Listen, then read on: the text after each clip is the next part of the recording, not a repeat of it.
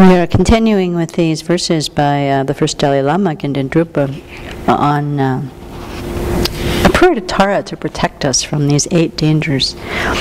So today is this verse, the elephant of ignorance. Not tamed by the sharp hooks of mindfulness and vigilance, dulled by the maddening liquor of sensual pleasures, it enters wrong paths and shows its harmful tusks.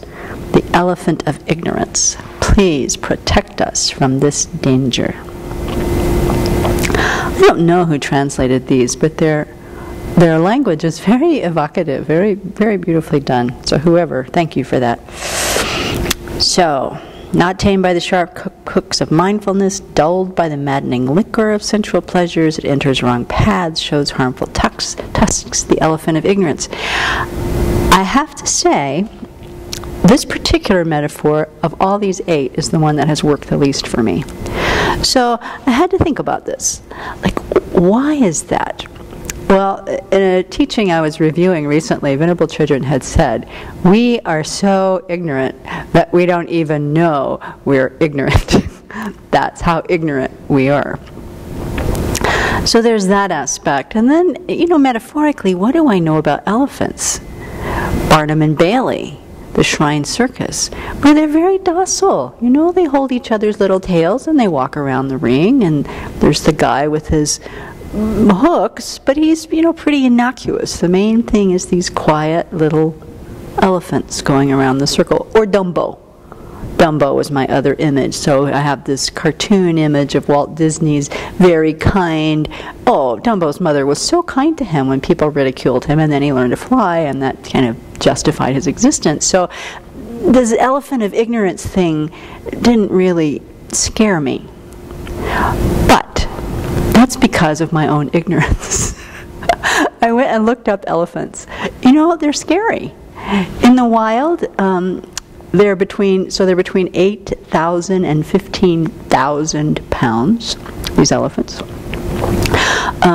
The males in particular go through a period annually where their sexual activity is so great that their testosterone increases to 60 times its normal level, and they can go nuts. They trample villages. In India, even today, 200 villagers are killed by elephants each year, by elephants going crazy, storming into the village, tramping down everything, and killing all the people in their path.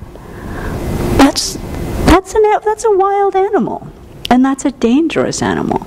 And so the ones I know are the ones that have already been tamed.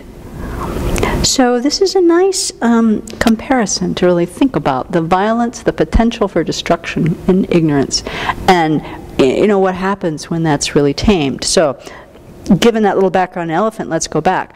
Not tamed by the sharp hooks of mindfulness and vigilance.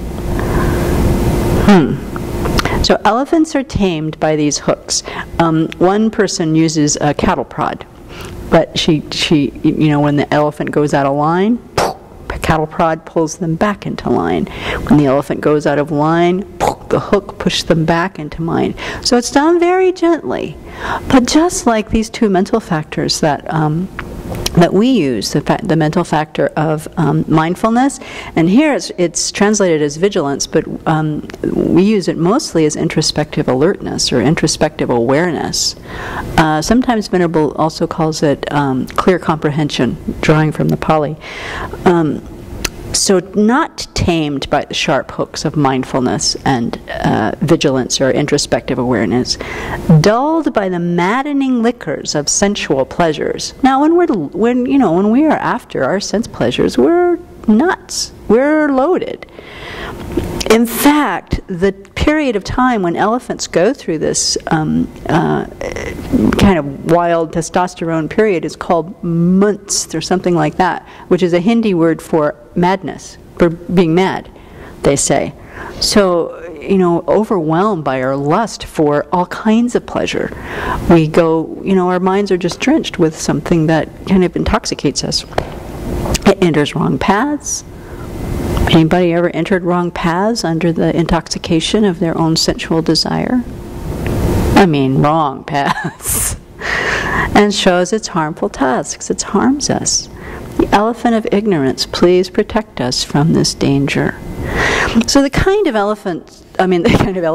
ignorance that the first Dalai Lama is talking about here is the ignorance particularly that does not know what's virtuous and non-virtuous. The ignorance that does not know what brings happiness and what brings suffering. And out of that ignorance, not knowing that it's virtuous actions that bring us our happiness, we go on a rampage looking for sensual pleasure, looking for happiness outside of ourselves, creating all kinds of damage to ourselves, to the people around us, to the environment that we're in. So this ignorance really is a very powerful elephant trampling on our future happiness, trampling on the welfare and the well-being of all the beings around us. So it's with these two sharp hooks, mindfulness, introspective alertness. With mindfulness, in the sense of meditation, we recall what our meditation object is. Like, we remember that we're meditating on Tara.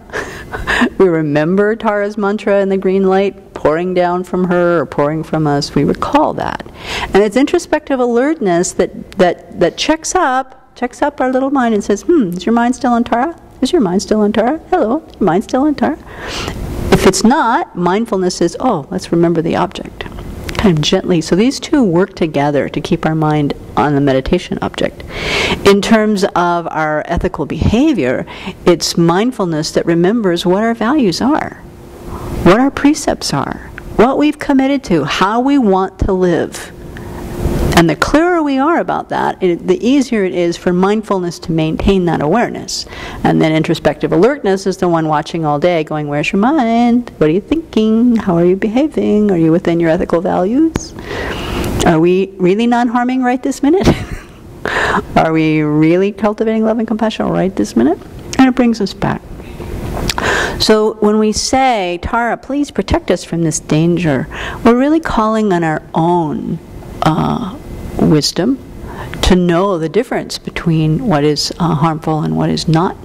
We're calling on our own mindfulness to sharpen it more and more and more so that we're aware of what our values are and how we want to be, and also what our object of meditation is in the sense of practice, meditation practice. And we're calling on our introspective alertness to keep an eye out, to be our little gatekeeper or the protector of our mind so that we know where we're going. So, may we rely on Tara as the inspiration and also as the model of what we already have the seeds of. We have these qualities, these mental factors, and cultivating them is part of what we're doing here on retreat. So may we do that and overcome the elephant of ignorance. And I don't care if Dumbo can fly, it's still, it didn't make him all that more wise.